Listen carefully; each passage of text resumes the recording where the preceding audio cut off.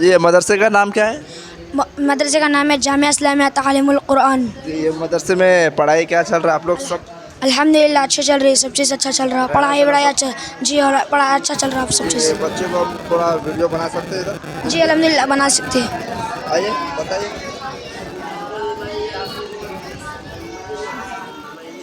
اور یہاں پہ سونے ہونے کا کھانے جی پینے کا الحمدللہ اچھا سب چیز۔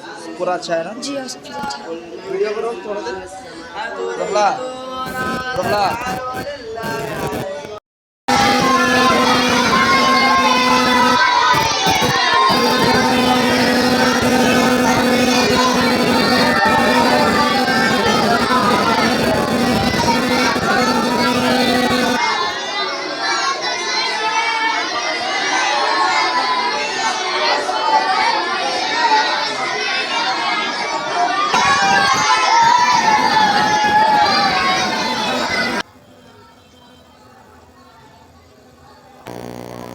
السلام علیکم ورحمۃ اللہ وبرکاتہ۔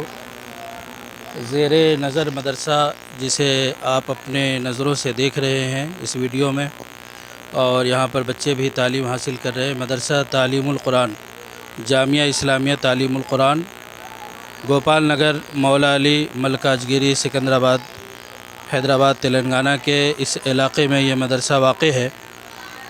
مدرسے کی خصوصیت یہ ہے کہ یہ مدرسے اکابر اور صالحین کے طرز طریقے پر چلائے جا رہے ہیں، جس میں بنیادی طور پر جو طریقہ تعلیم ہے وہ درس نظامی کا خیال کیا گیا ہے، اور دارالعلوم دیوبند کے طریقے پر اور ہردوئی کے طریقے پر یہاں پر تعلیم دی جاتی ہے، جس میں خاص طور پر حفظ اور ناظرہ پہ خاص طور پر محنت کی جاتی ہے بچوں پر، تاکہ ان کی قرآن کی تصحیح ہو جائے اور یہاں سے بچے ایک جید حافظ بن کر کے نکلے۔ عموماً قرآن کی تعلیم میں گرامر، قواعد، تجوید کی رعایت نہیں کی جاتی ہے بہت سارے مقامات پر۔ ہم نے یہ کوشش کی ہے کہ جو بچے مختلف علاقے سے یہاں دینی تعلیم حاصل کرنے کے لیے آتے ہیں، انہیں ایک بہتر طریقے پر تعلیم دی جائے، جس میں تجوید کی رعایت ہو، گرامر، قواعد کی رعایت ہو، اور تجوید کے ساتھ قرآن کو وہ پڑھے، سمجھ کر کے پڑھے۔ اس کے لیے چھوٹے سے بچوں سے اس پہ محنت کی جاتی ہے، اور ان کے اندر استعداد پیدا کرنے کی مکمل طور پر کوشش کی جاتی ہے۔ تو شروع سے یہ کوشش کی جاتی ہے کہ بچے قواعد اور گرامر کے ساتھ دینی تعلیم حاصل کریں، ان پر خاص طور پر محنت کی جاتی ہے تاکہ قرآن کی تصحیح ہو جائے۔ اللہ کے نبی صلی اللہ علیہ وسلم کا فرمان ہے، خیرکم من تعلم القرآن وعلمہ، تم سے بہتر تم لوگوں میں بہترین شخص وہ ہے جو قرآن سیکھے اور دوسروں کو سکھلائے۔ چنانچہ حدیث نبویہ پر مکمل طور پر عمل کی جاتی ہے، اور 24 گھنٹے کا یہ دورانیہ ہے مدرسے میں، جہاں پر بچے تعلیم حاصل کرتے ہیں۔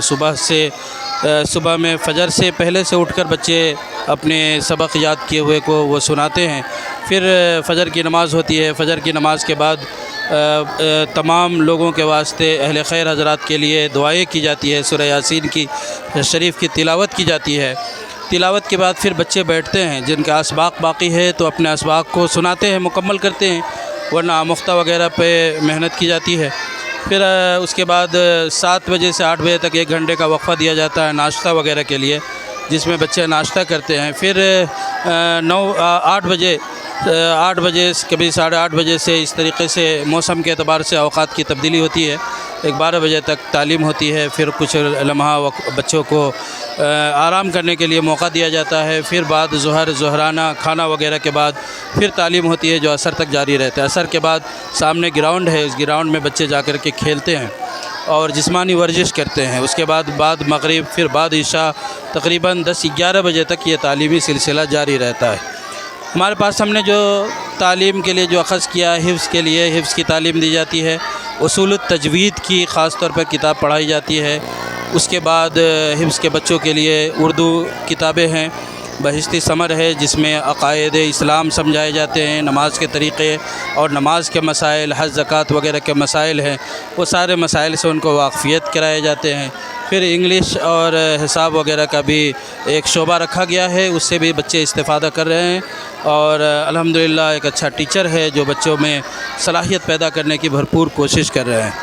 آپ کو واضح کر دوں کہ یہ ہمارے پاس جو بچے مدرسے میں ہیں تقریباً پورے کے پورے بچے یا تو غریب ہیں یا نادار بچے ہیں یا پھر کچھ یتیم بچے ہیں، اس لیے یہ تمام بچوں کی کفالت مدرسے کی طرف سے ہے۔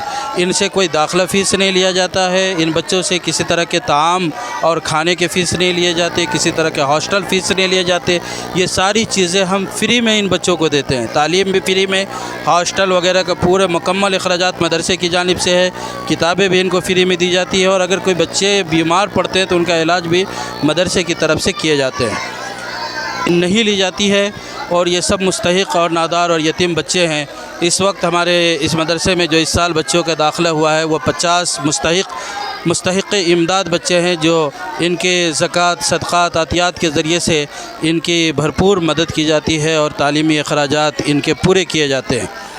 مطبخ کا نظام ہے، شعبہ تصنیف و تالیف ہے، شعبہ طباعت ہے جہاں سے مختلف جرائد وغیرہ کی طباعت ہوتی ہے، اور اسی طریقے سے مطبخ ہے جہاں 3 وقت کھانے ان بچوں کے واسطے پکائے جاتے ہیں۔ 6 اسٹاف ہے جو ان بچوں پر دن اور رات محنت کر رہے ہیں۔ تقریباً مدرسے کا ماہانہ خرچ 80-90 ہزار روپے میں ہے جو ہر مہینہ خرچ ہوتا ہے، سالانہ خرچ 15, 16, 18 لاکھ تک پہنچ جاتا ہے۔ اس سال مزید بجٹ کی ضرورت ہے، امید ہے کہ یہ اخراجات 20 لاکھ سے اوپر جائیں گے سال کے اخراجات۔ آپ تمامی اہل خیر حضرات سے بھرپور اپیل کرتے ہیں، پرزور اپیل کرتے ہیں کہ آپ اپنی زکوٰۃ، صدقات، عطیات سے مدرسے کو مستحکم کیجیے تاکہ آپ کی رقم ان بچوں پر خرچ کیے جائیں۔ آپ بہت سارے مصارف میں خرچ کرتے ہیں لیکن یہ دینی شعبہ ہے، آپ یہاں خرچ کریں گے تو دنیا میں بھی پائیں گے، اور اللہ تعالیٰ آخرت کے لیے آپ کے بہترین ذخیرہ تیار کریں گے جہاں آپ دیکھ کر کے حیران ہو جائیں گے جو اللہ کے انعامات اور ان کی نوازشیں ہوں گی۔ اس لیے آپ اپنا بچہ سمجھ کر، مستحق بچے سمجھ کر کے آپ ان بچوں پر بھرپور نظر کرم بنائے رکھیں اور ان پر اخراجات کی تکمیل کریں۔ اللہ تعالیٰ کے خزانے میں کوئی کمی نہیں ہے، بھرپور دیں گے، اور عمر میں زیادتی کا سبب بھی، رزق میں زیادتی کا سبب بھی بنے گا۔ دوسری بات یہ ہے کہ ہم نے بچوں کے لیے ایک کفالت کا نظام رکھا ہے، ایک بچے پر ماہانہ کم سے کم 1500 روپے کا خرچ آ رہا ہے۔ تو آپ سے اپیل کرتے ہیں کہ ایک بچے کا خرچ آپ برداشت کریں، ماہانہ 1500 روپے کوئی زیادہ نہیں ہے، اور اس طریقے سے ایک بچے کی تعلیم کا نظام آپ کی طرف سے بن جائے گا۔ اور ایک اور اپیل ہم آپ سے یہ کرتے ہیں کہ آپ اپنے بچوں کو دین کی تعلیم دیں، حافظ قرآن بنائے۔ آپ کے گھر میں اگر 4 بچے 5 بچے ہیں تو بچے ہو یا بچیاں ہوں، آپ کوشش کریں کہ ایک بچہ آپ کا حافظ قرآن ہو تاکہ آخرت میں بخشش کا ذریعہ بنے، قرآن کی اشاعت اور اس کی حفاظت کا ذریعہ بنے۔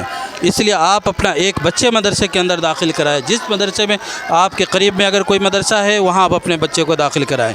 اگر آپ ہمارے قریب میں رہتے ہیں تو ہمارے پاس اپنے بچے کو شریک کرائیں، انشاءاللہ ان پر مکمل محنت کی جائے گی اور وہ بچے حافظ قرآن بنیں گے، ماں باپ کے لیے بخشش اور نجات کا ذریعہ بنیں گے۔ اور اگر ایسا نہیں ہو سکتا ہے، بچے مصروف ہے عصری تعلیم میں، تو آپ کم سے کم کسی بچے کو آپ حافظ قرآن بنائیں اپنے خرچ سے، انشاءاللہ وہ ایسے ہی ہوں گا جیسا آپ نے اپنے بچوں پر خرچ کیا ہے۔ جس طریقے آپ کے بچے آپ کے لیے سفارش کا ذریعہ بنیں گے آخرت میں، اسی طریقے سے یہ بچے جو مدرسے میں پڑھ رہے ہیں، کسی کو آپ نے حافظ قرآن بنایا تو وہ بچے بھی آپ کے لیے سفارش کا ذریعہ بنیں گے۔ اور آخری گزارش یہ ہے کہ اگر آپ کسی طرح کی مدد کرنا چاہتے ہیں، مدرسے کو امداد کرنا چاہتے ہیں، یا آپ اپنا تعاون پیش کرنا چاہتے ہیں، تو میرا رابطہ نمبر ہے 7306050954۔ پھر ایک بار نوٹ کر لیجئے 7306050954۔ اس پر گوگل پے، فون پے، پے ٹی ایم وغیرہ بھی ہے، اور آپ رابطہ بھی اس نمبر پہ کر سکتے ہیں۔ دوسرا ایک اور نمبر ہے رابطے کے لیے، وہ نمبر بھی لے لیجئے 9110311971۔ جزاک اللہ، شکریہ۔ مفتی محمد عبید الرحمن قاسمی، ناظم مدرسہ تعلیم القرآن، مولا علی، سکندرآباد۔